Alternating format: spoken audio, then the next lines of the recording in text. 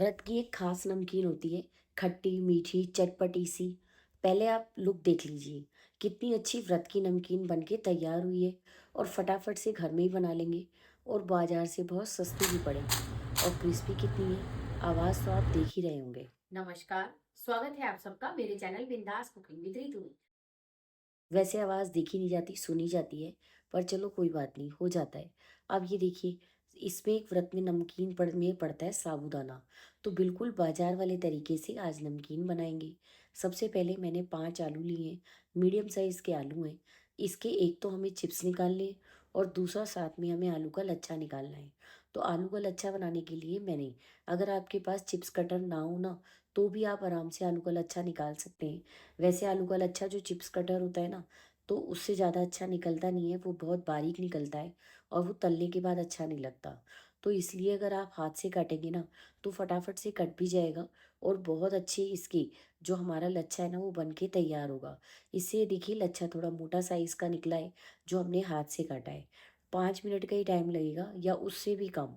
फटाफट से सारे आलू के बिल्कुल आधा के मोटे जो है स्लाइस निकाल लेंगे।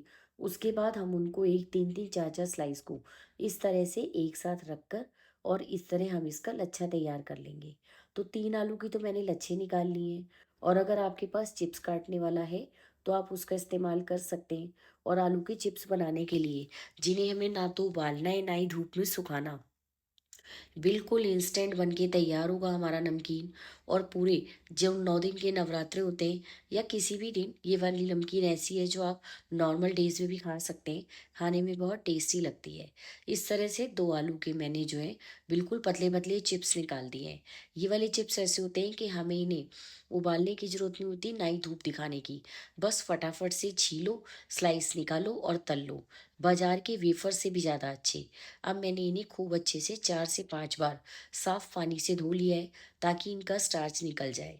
इनकी बस 2 ही टिप है कि एक तो आप इन्हें साफ पानी से 4-5 बार धोइए। बिल्कुल भी स्टार्च नहीं रहना चाहिए, इससे चिप्स काले भी नहीं पड़ेंगे और ना ही आलू का लच्छा।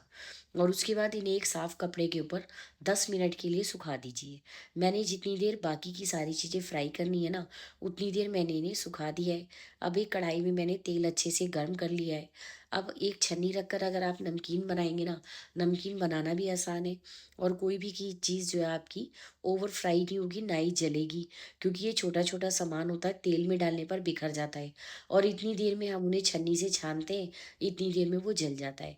तो आप पहले ही छन्नी रख लीजिए। एक बार इस तरह बनाकर देखिए, मैंने बनाई तो ये पूरे 1 हफ्ते के लिए नमकीन थी, पर आप यकीन नहीं मानेंगे कि एक ही दिन के अंदर ये सारी नमकीन खत्म हो गई। अब 50 ग्राम तो मैंने नारियल के बारीक-बारीक स्लाइस फ्राई किए, 50 ग्राम के लगभग ही काजू है। ड्राई फ्रूट या कोई भी चीज़ जो आपको पसंद हो वो ज़्यादा डाल लीजिए, जो पसंद ना हो उसको स्किप कर दीजिए। बड़े आराम से आप ये नमकीन बनाकर तैयार कर सकते हैं। ये देखिए काजू मैंने बहुत अच्छे से हल्के हाथ से फ्राई किया लो फ्लेम पर, ताकि काजू जले ना। महँगा ड्राई फ्रूट है और जल जाए तो टेस्ट खराब हो जाता है। मूँगफली मैंने ज़्यादा ली है, क्योंकि एक तो प्रोटीन ज़्यादा होता है, पेट ज़्यादा देर तक भरा हुआ लगता है और दूसरी बात खाने में बहुत क्रंची लगती है। गैस का फ्लेम अब हम हल्का कर देंगे।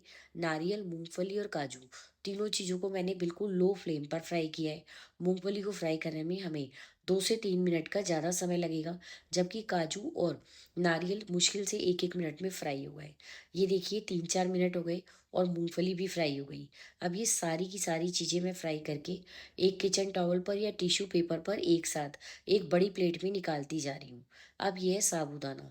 ये तलने वाला साबूदाना है, किसी भी पंसारी की यानी किराने की दुकान पे बड़े आराम से आपको मिल जाएगा। ऑनलाइन भी अवेलेबल है। वैसे मैंने अपने आस-पास की दुकान से ही खरीदा है और ये बहुत सस्ता है, जबकि इसकी बनी हुई नमकीन, जितनी नमकीन बनी हुई तैयार हुई है ना, ये मेन इंग्रीडिएंट होता है उसमें, सबसे ज़्यादा यही होता है। और इसका अगर आप 1 किलो का पैकेट लाएँ ना, तो कम से कम 600 रुपए किलो ये नमकीन पड़ती है। ये देखिए अब इसको हमें मीडियम फ्लेम पर लो फ्लेम पे नहीं तलना, मीडियम फ्लेम पर और अच्छे से सुनहरा होने तक। सुनहरा तो वैसे ये होएगा ही नहीं, अच्छे से फ्राई करना है। पहले आपको इसके गोल-गोल दाने लगेंगे, उसके बाद उसमें से चटर-चटर की आवाज़ आएगी और उसके बाद वो फूलने लगेंगे पॉपकॉर्न की तरह।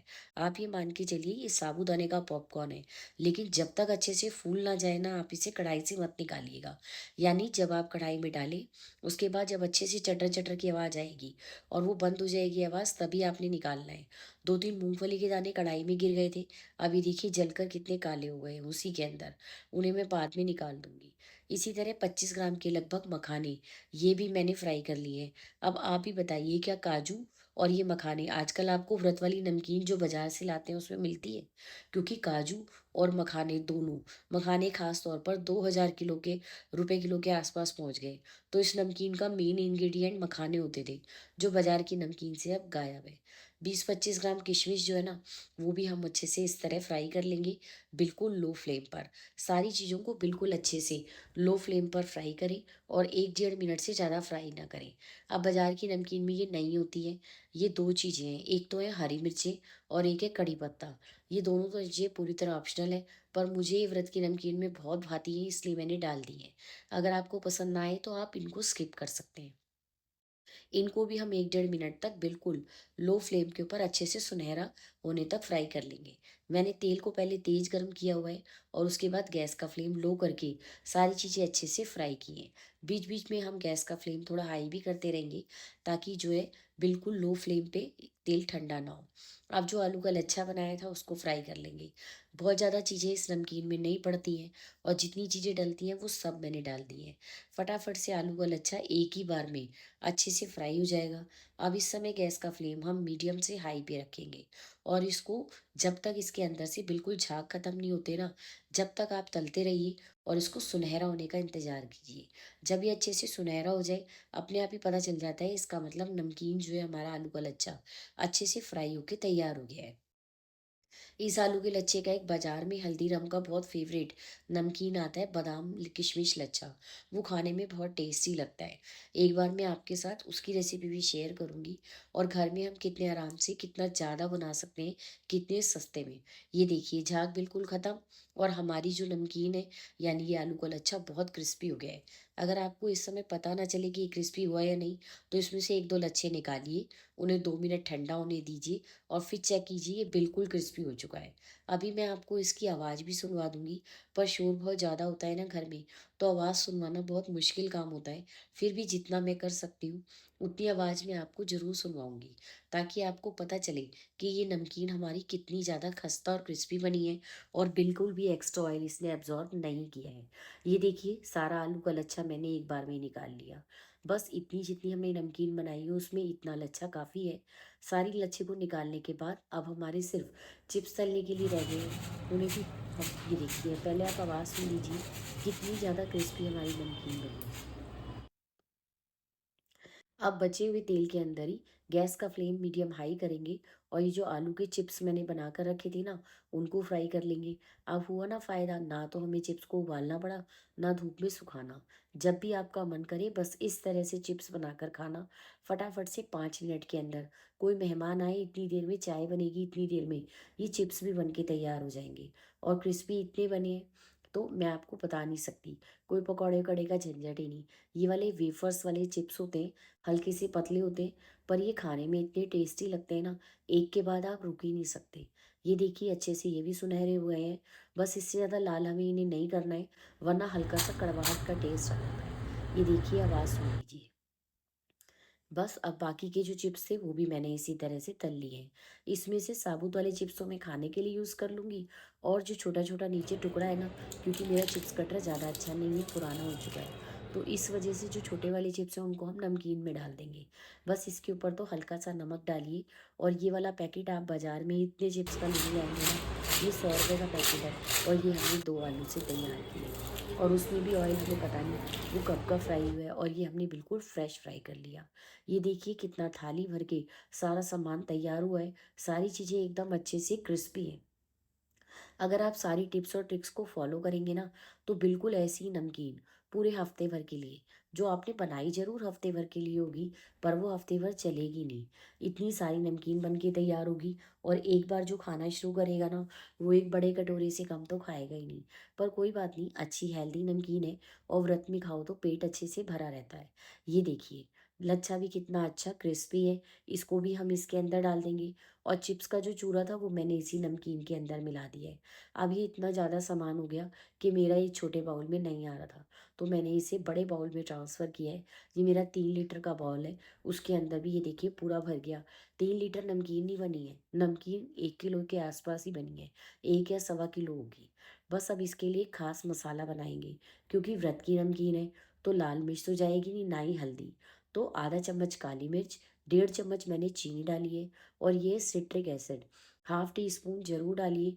आप वैसे अमचूर डाल सकते हैं, 1 चम्मच व्रत वाला नमक। सिट्रिक एसिड से नमकीन महीने भर तक बिल्कुल फ्रेश बनी रहती है और सीलती नहीं है, इसलिए बाज़ार में यही डलती है, तो मैंने भी यही डाली है। आधे चम्मच पुदीना अगर हो तो ज़रूर डाल लीजिए, बिल्कुल डिफरेंट और बहुत बढ़िया टेस्ट आएगा। अब ये जो पाउडर बना है, इसको हम नमकीन के ऊपर धीरे-धीरे करके, पहले मैंने 2 चम्मच डाला है और इस तरह से नमकीन के ऊपर डालने के बाद हम इसे इस तरह टॉस करते हुए अच्छे से मिक्स कर लेंगे। आप सबको मेरी रेसिपीज़ अच्छी लगती हों तो प्लीज़ चैनल को लाइक, शेयर और सब्सक्राइब ज़रूर कीजिए। बेल आइकन भी प्रेस कीजिए और अपने हाथों से एक प्यारा सा लाइक और कमेंट भी कीजिए, ताकि मुझे पता चल सके आपको ये रेसिपीज़ कैसी लग रही हैं। पसंद आ रही हैं तो कमेंट कीजिए, कुछ और बनाना चाहते हैं या देखना चाहते हैं तो आप कमेंट कीजिए। मैं कोशिश करूँगी कि मैं ज़रूर जो भी आप कमेंट करेंगे उन रेसिपीज़ को बनाने की। तो चलिए, बढ़िया नमकीन तैयार है। 2 बार में करके मैंने सारा मसाला मिला दिया है और ये देखिए, अगर आप इसे थाली में पलट कर देखें तो पूरा 1 किलो से कम तो ये बिल्कुल नहीं है। मैंने तोला नहीं है, पर मुझे पता है कि ये इससे 1 किलो से ज़्यादा ही है और इसके छोटे-छोटे से पैकेट 100-100 रुपए के आते हैं।